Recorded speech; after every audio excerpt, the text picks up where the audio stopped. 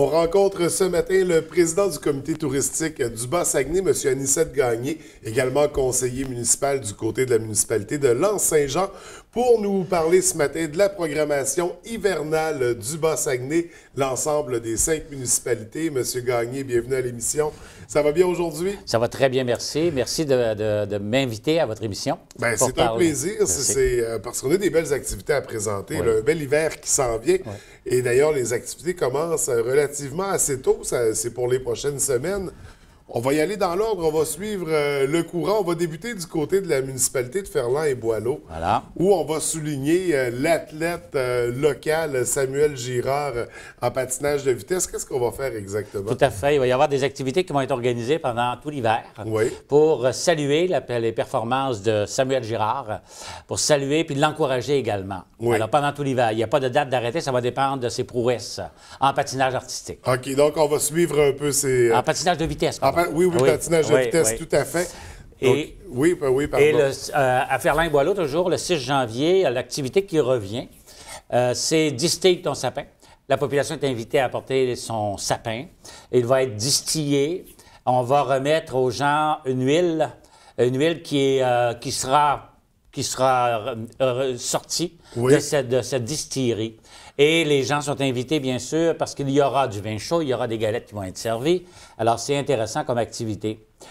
Également, la population de Ferland-et-Boileau invite les gens à venir essayer découvrir son nouveau sentier pédestre et de raquettes de 2,2 km, complètement illuminé, derrière l'église Saint-Gabriel. Alors ça, c'est intéressant. Oui. Des activités qu'il ne faut pas manquer. Tout à fait. Du côté de Ferland et Boileau, on va poursuivre notre parcours. On va plonger du côté de Saint-Félix-d'Otis. On parle d'un nouveau bistrot. En fait, on sait qu'il y a le Perchoir qui est là depuis quelques années, mais qui nous apporte de la nouveauté là, pour 2018. Oui, belle nouveauté parce qu'on a ajouté des chambres et un dortoir pour accueillir la clientèle. Alors, le Perchoir, qui est déjà connu comme restaurant, une belle destinée pour aller se restaurer. Oui, tout à fait. Pour ceux et celles qui ne connaissent pas, sur le vieux chemin de Saint-Félix, Tout à fait. qui est maintenant un incontournable là, dans la municipalité. Oui, la réputation vraiment est faite et surfaite. Oui. Et il faut parler également à Saint-Félix de la patinoire maintenant qui est complètement couverte. Alors ça, c'est un attrait en soi. Oui. Les gens sont invités à aller patiner puis à aller jouer au hockey, bien sûr, sur cette nouvelle patinoire complètement couverte. Donc, à découvrir tout près du Chalet des Loisirs, bien sûr. Il y a les activités habituelles qu'on retrouve à Saint-Félix-d'Otis également. Et le village de glace, oui. sur le lac Otis, on installe sa cabane puis on pêche. Oui, tout à fait.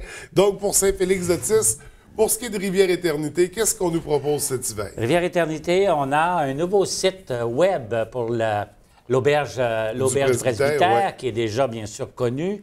Et on a une nouvelle aubergiste qui s'appelle Mme Julie Morel, qui va accueillir les clients, la clientèle, qui va fréquenter l'auberge du Presbytère et qui va courir pour des forfaits, différents forfaits qui sont offerts à la population, aux touristes, en collaboration avec, entre autres, le parc du Fjord du Saguenay et les différentes épiceries et commerces du coin.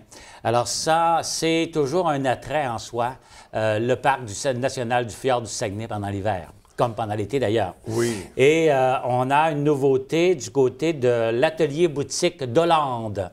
Sur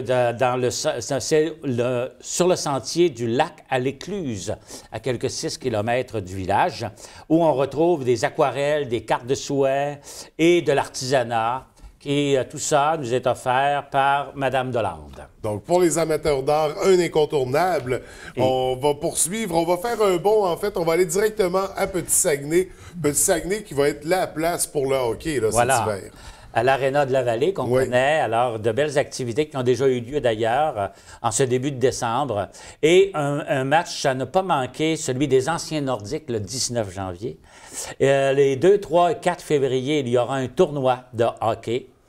Et les dates à retenir également pour les jeunes sportifs, 16 et 17 décembre, 13 et 14 janvier, 10 et 11 février, le 11 mars, des camps de hockey pour les jeunes sportifs. Et le 2 et 3 mars, un tournoi de hockey selon une nouvelle formule à découvrir.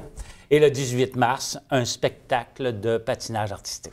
Donc, on comprend, c'est le seul aréna, donc la seule glace intérieure du Bas-Saguenay, mais on sait qu'il y a la glace également du côté de Saint-Félix-d'Otis. Ouais. Mais bref, beaucoup d'événements à surveiller à l'aréna de la Vallée.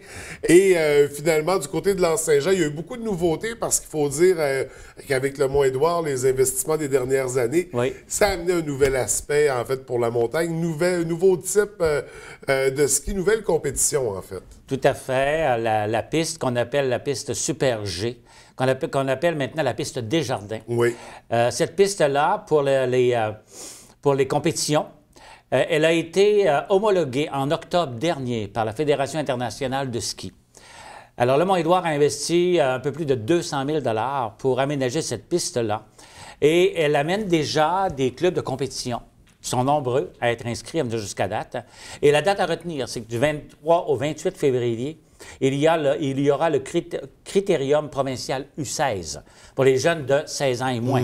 Alors, 160 coureurs, 60 à 80 entraîneurs avec leurs familles qui vont venir passer 6 jours au Mont-Édouard, à l'Anse-Saint-Jean. Alors, ça aura des retombées importantes, estimées à environ 1,5 million de $, pas juste pour l'Anse-Saint-Jean, mais tout le Bas-Saguenay. Parce qu'on s'attend d'avoir entre 800 et 1000 personnes pendant 6 jours à l'Anse-Saint-Jean et au Bas-Saguenay. Donc, ça va déborder vers Petit-Saguenay, vers Rivière-Tente, vers Saint-Félix, et ainsi de suite. Alors, c'est drôlement intéressant comme compétition. Ce qui est nouveau également, ce qui s'améliore d'année en année au Mont-Édouard, c'est le ski haute route. Le ski haute route qui était déjà très, très populaire et qui est de plus en plus populaire. On a agrandi et finalisé des refuges en montagne. On est rendu avec 2 refuges en montagne. Et les gens vont avoir à découvrir les secteurs du pic de la Grive au Mont-Laure-Gaudreau, qui, bien sûr, vont offrir un territoire nouvellement aménagé. Oui. Et du plaisir, bien sûr, pour ces amateurs de sport que je dirais extrêmes. Oui, tout à fait. Ouais. Et toujours... Édouard-les-Bains, à l'Anse-Saint-Jean, je veux dire. Édouard-les-Bains, on fait 10 ans cette année. 10 ans d'évolution, 10 ans de services merveilleux offerts aux gens. Alors, toute l'année, tout l'hiver particulièrement, il y aura des surprises pour les clients qui viennent se faire plaisir à Édouard-les-Bains. Oui, oui. Et on parle toujours des nouveautés, hein? Entre Chien et Loup, qui offre des randonnées à chien, en traîneau à chien d'une demi-journée à 4 ou 5 jours. Alors, cette année, ils offrent quelque chose de très nouveau. C'est la promenade des 2 meutes de Malamute. Alors, ces 2 meutes sont en liberté. Et les gens vont pouvoir découvrir ces 2 meutes qui s'en vont en liberté dans les sentiers. Et on va pouvoir découvrir l'esprit de la meute en liberté, le caractère des chiens, la hiérarchie. Alors, c'est une expérience qui est nouvelle et ça fait 10 ans qu'Entre Chien et Loup travaille sur ce phénomène, ce projet-là. Alors, il aboutit pendant l'hiver. À découvrir, donc, cet hiver. Tout à fait. Du côté de l'Anse-Saint-Jean.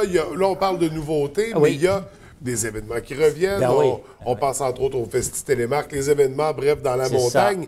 Est-ce qu'on a d'autres nouveautés comme ça à surveiller dans l'ensemble du Bas-Saguenay? Dans l'ensemble du Bas-Saguenay, je terminerai en parlant du président d'honneur de ce lancement, qui était Pierre Lavoie, qui en a profité pour annoncer que cet hiver, il offre, la Fondation Pierre Lavoie, offre 60 équipements de ski de fond pour les jeunes de 13 ans et moins qui vont venir skier au Mont-Édouard.